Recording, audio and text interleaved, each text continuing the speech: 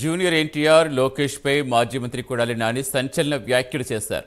ఈసారి ఎన్నికల్లో లోకేష్ చంద్రబాబును గెలిపిస్తే జూనియర్ ఎన్టీఆర్ను పార్టీ నుంచి బయటకు పంపిస్తారని ఆరోపించారు. లోకేష్ను సీఎం చేయాలని చూస్తున్నారని తెలిపారు.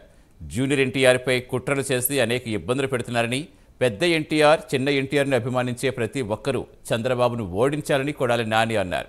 అప్పుడే టీడీపీ ఎన్టీఆర్ చేతిలోకి వెళుతుందని చెప్పారు.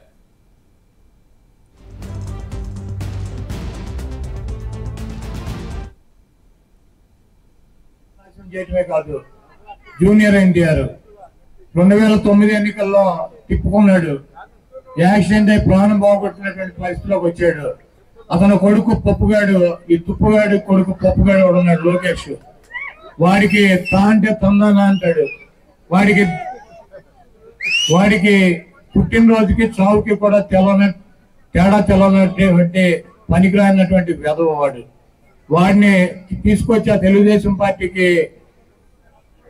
ముఖ్యమంత్రిని చేయాలి, అధ్యక్షుడిని చేయాలని చెప్పి ఆ ఎన్టీఆర్ జూనియర్ ఎన్టీఆర్ చెన్నాని మీద అనేక కుట్రలు చేసి అతన్ని అనేక రకాలుగా ఇబ్బంది పెట్టేటువంటి పరిస్థితి ఉంటుంది.